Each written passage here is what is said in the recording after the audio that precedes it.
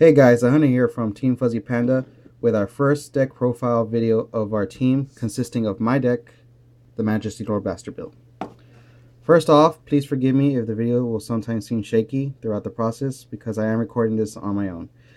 Second of all, if there's another deck profile that the viewers would like to see in the future from whatever other clan, you can leave a comment at the end of this video and we'll try to get back to it as soon as we can. Otherwise, we'll just do deck profiles of our choosing. But for now, this will be the first one. Okay, let's go ahead and start. The starter for this deck is obviously Wingo the Brave. Its skill: if it boosts a blaster unit, you can put it into soul. Or if the attack hits, you can put it into soul, and then search your deck for a blaster unit of your choosing and add it to hand. A thing about this card that some people seem to forget is that you can boost it, a blaster unit, and it can hit whatever. It doesn't have to target Vanguard for the skill to activate. It can hit a rear guard, and then you can still put this card into soul and search for a blaster unit. And obviously the unit that you're going to search most of the time is Majesty Lord Blaster if you don't have it in hand already. If not, depending on your hand, you can search for the other units. Next, the trigger lineup. 4 heals. Then I have 2 stand triggers. Some people disagree with me and say that I shouldn't run stand triggers altogether, but I still like having that option of when I attack and dry check into a stand trigger, I can stand up a unit and have an extra attack. Plus, I use this unit in particular because of its skill. I can put it into soul, and it lets me choose any royal paladin and give it a plus 3000 boost until end of turn. So this is good to have as an option to hit for game late in the game, obviously, because sometimes giving that extra 3000 boost to a unit makes a difference, and it forces your opponent to either guard for an extra 5000 shield or take the hit. And most of the times they'll take the hit because they might not have that extra 5000 shield to drop, so it's good to push for game. Next, 4 draw triggers. Obviously, they're all Margles. Some people say I should run more draw triggers, so that way I can draw into the blaster units, but I think 4 is enough. Plus, I like this skill, just like the Sharon, where I can put into soul and get plus 3. This is the one I'll usually want to put into soul to get plus 3, not the Sharon, because like I said, it's a 10,000 shield, and I really wouldn't want to give that up, but if I have to, I'll put it in. But this one, I'm not afraid to lose because it's only a 5000k shield. So, and most of the times, I'll put it into soul early on with a grade 2 blaster unit so that I can boost to get the Wingo Brave skill, because it forces your opponent to guard for the extra 5000k if they really don't want you pulling off the Wingo Brave skill. And if they don't guard for the extra 5k, then you get the skill. And what I mean by that is because sometimes they'll fear you getting that trigger regardless, so they're gonna have to guard for 15 instead of 10 most of the times. So that's why I like having this. Next is the 6 criticals. I like having different arts, so I have 2 Eponas, 2 Owls, and of course I like this card because it's so shiny, so I still use it regardless of the fact that I'm never gonna use the skill. But yeah, 2 loose.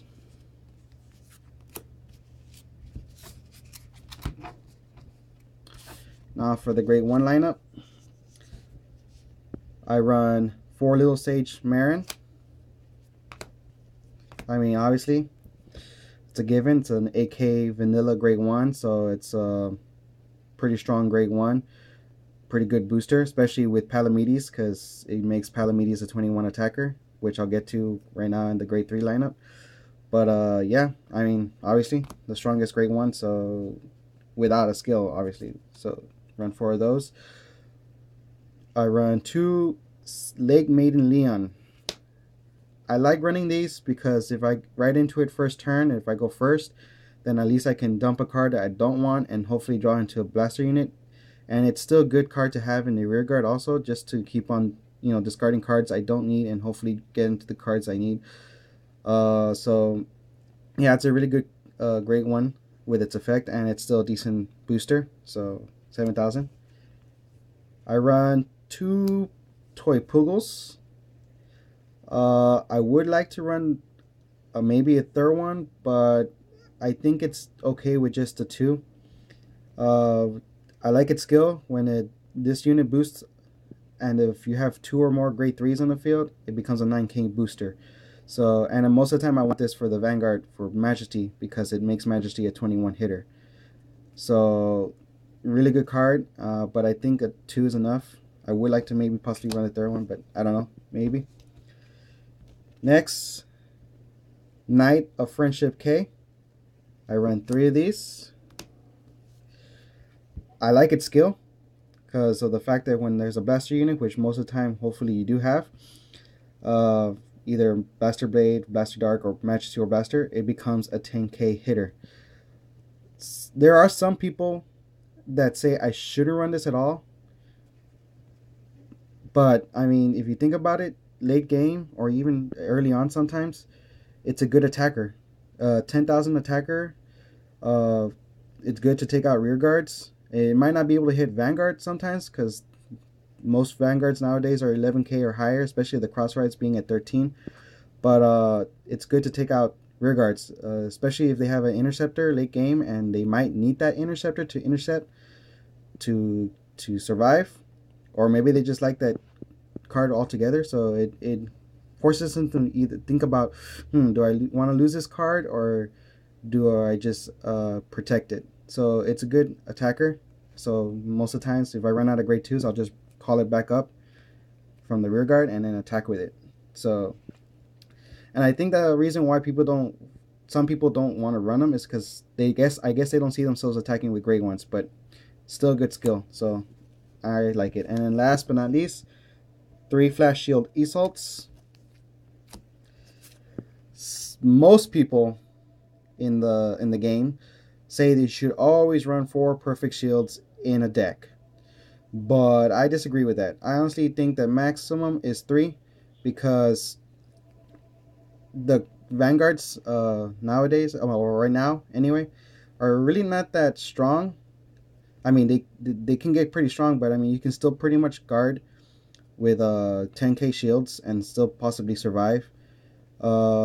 My theory on this will change possibly once box 10 comes out though, because, or when break rights come out, because the fact that the break rights give plus 10 to Vanguard, and then if their own skill power up themselves, I mean it's going to be pretty high attacking. So yeah, I might change my theory in that and start running 4 perfect shields later on, but that's until break rights. But for now I think 3 is a max, and I've been doing fine with just 3. So next, grade 2 lineup. I run 2 Star Call Trumpeters. Obviously, it's skill, counterblast 2, and it lets you bring out any grade 2 or less blaster unit from your deck. Usually I'll do this skill for Blaster Dark because I have a lot of other effects that search out for Blaster Blade. So I usually get out Blaster Dark, and then even though sometimes I might have to write this because I might not, depending on my hand situation, I might not have a grade 2 other than this.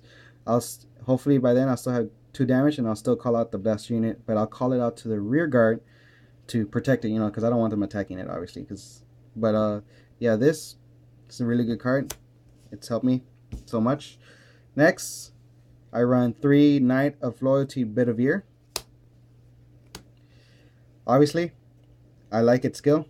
Well, same thing as the grade 1, where if there's a blaster unit in the Vanguard, it gets plus 3. So this alone can hit most Vanguards on its own without being boosted, except for obviously the cross rights. But I mean, being able to attack a Vanguard when it's not a cross ride on its own is still good. I mean, really good effect. I like it. That's why I run 3. Next, obviously, the blaster units. First up is Blaster Dark. I run only 3. I know I've seen other deck profiles where they run 4 of each, but honestly, I don't see myself doing the skill more than once, because once is enough, really, just to make the Majesty a 12k hitter for the time being until the end of the game. But I still like having my options of being able to do it more than once. So, but I only see myself max 3. That's why I only run 3 Blaster Darks, because most of the times I would want to ride into Blaster Blade. But even then, sometimes I run into Blaster Dark. So, but as long as I'm still able to do the skill, I'm fine. So 3 Blaster Darks, and last, of course, 4 Blaster Blades. And I have alternate arts, so I like that. Last is the grade 3 lineup. I run 1 Solitary Knight Gancelot. Now, there are a lot of people say, why do you even run this at all? Well, I like the fact to have that, the chance to still search out for Blaster Blade without having to counterblast or do any other skills. I could just do this skill. And surprisingly, there have been games where I keep constantly drawing into it, so I just keep on doing the skill to add the Blaster Blade to hand. And once I run out of Blaster Blades, I use it as perfect shield fodder, meaning I just guard it with a perfect shield once I can't use it no more. I've never ridden into it. I've never called it out. I've never had the need to write or call it out, and I hope I never will. I only leave it in here just for the fact that I can search out Blaster Blade without having to counterblast. And so that's that. And next, 2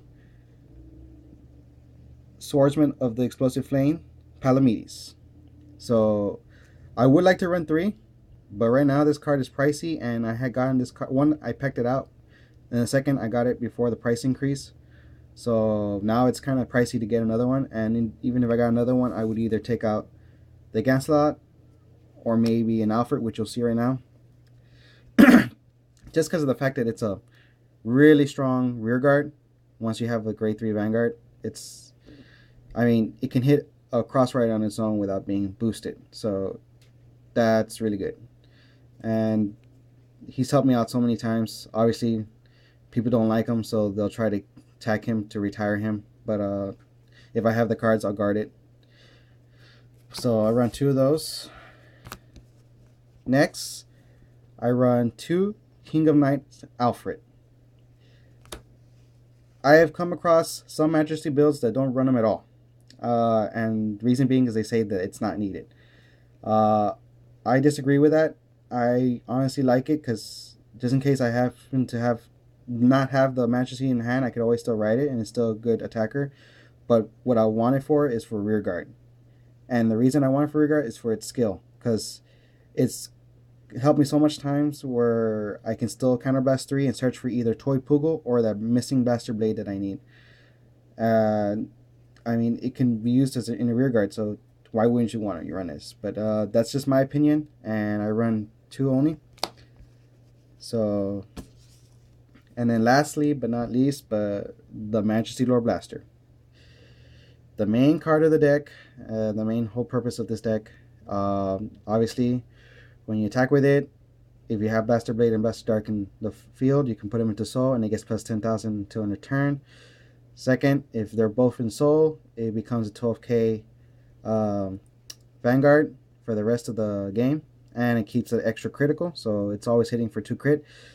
That usually forces them to guard it, because they really don't want to take the chance of me getting a critical and then hitting for an extra critical and hitting for game. So really good card. Enough said. I love it a lot. It's really good right now. And the only thing bad about this deck is that some people feel or say that the restricted list is never going to hit the US, but I disagree with that. My theory is that once box 10 comes out, the restricted list will hit us, and then it's definitely going to hit this deck pretty bad, because in Japan it's been hit really bad already. So by then, if the restricted list ever hits us, we're gonna have to either make a combination of either one Blaster Blade, one Majesty Lord Blaster and one Wingo Brave, and none of these, or any other combination of the 2. So that makes me kind of sad, but right now the list doesn't affect us, so I'm gonna enjoy it and use this deck to the fullest. That's it for the deck profile, and if there's anything else you would like to know, or if you want to leave any questions about this deck, go ahead and leave them after this video on the comments. And that's it for now. Okay guys, bye.